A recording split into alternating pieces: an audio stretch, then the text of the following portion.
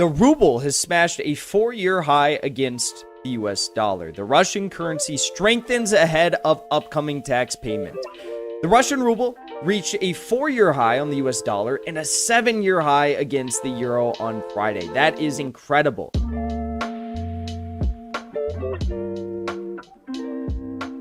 Joe Biden's plan for weakening the Russian economy, bringing the Russian economy to its knees, has long since been a failure. We have exposed this on our program here multiple times, but now it's reached a record new failure. I don't understand how any Americans could look at the economic warfare that Biden and his counterparts in London and in the EU have waged against Russia and be happy with the fact that our economies and our standard of living is being impacted so negatively, while Russia's economy is booming as a result of the isolationist policies that we are pursuing with this, idealist economic warfare, okay? Let's take a look at this story. It's really interesting stuff, and it again shows just how drastically, how severely that Wall Street in London underestimated the raw strength and power of the Russian economy, okay? CBS News, Russia's ruble is the strongest currency in the world. Strongest currency in the world. Russia is winning the economic war, and Putin is no closer to withdrawing troops. The perverse effects of sanctions means rising fuel and food costs for the rest of the world, and fears are growing of a humanitarian catastrophe. Sooner or later, a deal must be made. In this video, I'm going to solve the mystery for you why the Russian ruble is the best performing currency so far this year. For Russian supporters, this is a huge psychological boost as they can point to their strengthening currency to make the argument that the Russian economy is fine, the sanctions put on Russia by the West simply aren't working, and this just isn't true. The Russian economy is currently tanking, inflation is high, unemployment is going up, wages are going down, the GDP of the Russian economy is collapsing. However, the ruble, their currency, is actually doing pretty well. How is this possible? I'm going to explain that in this video. Bottom line up front, the Russian government and Russia's central bank has been manipulating their currency. But the arguments I want to make first is that the Russian economy does not equal the strength of their currency. Yes, normally strong economies have strong currencies, but that's only in a true free marketplace, which doesn't exist in Russia right now. So to understand exactly what's been happening with the Russian ruble, this is a very basic supply and demand chart used by economists to explain the exchange rates. The blue line is supply, the demand line is red, and if demand reduces, it shifts left. If it increases, it shifts right. Same thing with the supply line. Okay. The first thing that Russia's central bank has done is they've restricted selling of Russian assets by foreigners. So if you're a foreigner who owns Russian stocks, bonds, or real estates, sucks to be you because you can't get your money, you can't get your assets out of the country. Here's an article from March 1st, Russia to temporarily ban foreigners from selling any of their assets. How long will this ban stay in effect? Nobody knows. But in effect, Russia has nationalized these assets if they're not going to let foreigners sell them on the open market.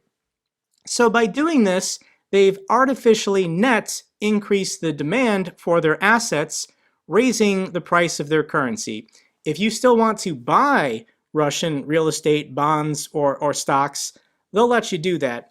They're just not going to let you sell any of it. The second thing Russia's central bank has done is they put a limit on withdrawals of foreign currencies for their own citizens. So if you're a Russian citizen and you want to go to a local bank and pull out euros or dollars, what Russia has done is they've limited how much money you can do. So here's an article from March 9th. Central Bank of Russia limits foreign cash withdrawals until September 9th. So they've imposed a 10,000 US dollar limit on foreign cash withdrawals. Will this limit be extended past September 9th?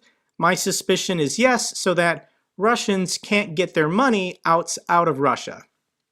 So in effect, they've net artificially increased the demand, increasing the price of their currency. If you have dollars or euros in Russia and want to trade it for rubles, they'll let you trade that currency. They're just not going to let you go in the other direction. The third thing that Russia's central bank has done is they just bought their own currency. Because economic activity in rubles has severely declined, there's less liquidity in the system. Less people buying and selling Russian rubles in international markets means that it's a lot easier as a big buyer to just manipulate and prop up the currency. So prior to the war, Russia's central bank held reserves of US dollars and euros. When the war broke out and their economy or their currency collapsed, what they did is they used those US dollars and euros they already had to just buy their own currency to artificially, temporarily inflate the price. That was a one-shot trick. So yes, 2 weeks into the war, Russia's currency devalued from about $75 rubles to 1 US dollar, all the way to 140. But they were massively buying down here in order to get the ruble to go back up. So not hard to understand this one. Increase the demand for your own currency by buying it. You increase the price relative to other currencies. The fourth thing that Russia's central bank did is they increased their central bank's interest rates. Here's an article from February 28th where Russia's central bank more than doubled key interest rates to 20% to boost the sinking ruble. This actually affects the supply line, and when you raise the interest rate, it becomes more expensive, more difficult to borrow money. Fewer people are borrowing money. There's less money in circulation. As supply contracts, this causes the value of your currency to increase. Number 5 is a big one, and I think this is the one that most people are generally aware of now, but Russia's exports are exceeding their imports, and Russia is forcing all of their customers to buy their exports in rubles. Russia told the European Union, if you want our oil and gas, you have to first buy rubles to get it. I think Europe said no, and Russia just kind of accepted it. But if you're a Brazilian, Indian, or Chinese company and you want to buy Russian energy, more than likely they are participating in Russia's scheme, and they're first buying rubles in order to buy Russia's exports. Now, exports exceed imports. Normally this is good for a country, good for an economy, but the reason why Russian imports have fallen is because the United States, North America, and Europe no longer want to do business with Russia. They're not selling Russia anything.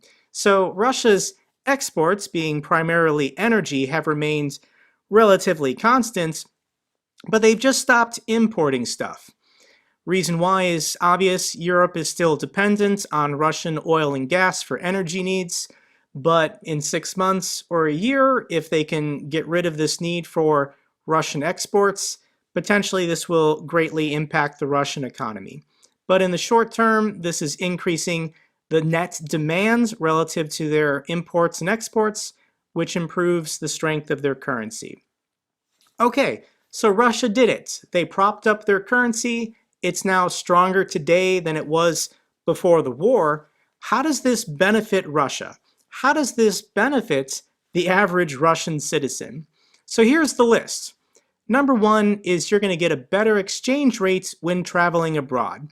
So if you're a Russian citizen and you've always dreamed of seeing Paris, London, New York, San Francisco, whatever, now's the time to travel abroad because your currency is stronger relative to the US dollar and the European euro. How many Russians are actually taking international trips? If you were to visit the West at this time, when you return, you might end up in an interrogation room. The second benefit to having a strong currency is that tourists have to pay more when visiting Russia. So for all you Americans out there who want to take your dream honeymoon to Crimea, I'm sorry, it's going to be a little bit more of an expensive trip now. Likewise, for any European backpackers that want to finally make it to Moscow, it's going to cost more money. Unfortunately, for any Westerners who try and go to Russia today, you're more than likely going to get abducted and then held as basically, a bargaining chip in geopolitical strategies. Number 3 benefits is that imports from other countries are now cheaper. Is this really benefiting Russia if nobody wants to sell them anything or do business with them? So normally a stronger currency helps imports, but I don't know how much Russia is importing right now. Benefit number 4 is that Russian corporations doing business internationally, their currency is stronger, so their ruble goes farther. But how many Russian businesses are really expanding their operations internationally right now in Paris, Berlin, London, New York, Los Angeles? This just isn't benefiting most Russians. So I've made the argument that a stronger currency actually isn't helping the Russian economy right now. It's mostly just a psychological boost to benefit them. And this stronger currency is actually only temporary, and it's going to start reversing relatively soon. So let's go back to this list of 5 things that the Russian central bank and the Russian government has done to improve the strength of their currency. Number 1, restrict the selling of Russian assets by foreigners. If you are a Brazilian, Indian, or Chinese businessman, do you really want to do business in Russia and buy their bonds, stocks, or real estate if Russia won't let you sell it? Eventually, Russia is going to have to lift this restriction, otherwise no foreign investment will ever come into the country. Number 2, limit on withdrawals in foreign currency. This is set to expire in September. Perhaps they'll extend it, but if you're a Russian millionaire or billionaire, you've got to be pretty upset at how difficult the government is making it for you to get your money out of the country. I guarantee you there are members within the Russian military or Kremlin insiders that are desperate to get their money out of the country. And eventually I think this limit on withdrawing foreign currencies has to be lifted once again for the sake of just improving business and economic activity. Number 3, they just bought their own currency with foreign reserves they held prior to the war. They can't really do this again. The money is gone.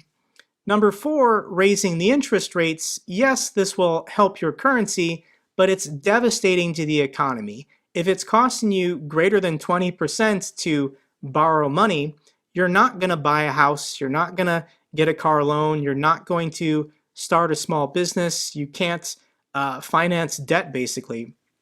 And Russia knows this.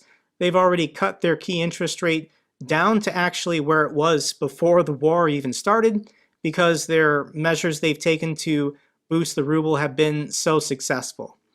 Number 5, let's talk about exports and imports. This is really important. For imports, this is Russia's top 10 imports for 2021. This is prior to all the sanctions being put on Russia.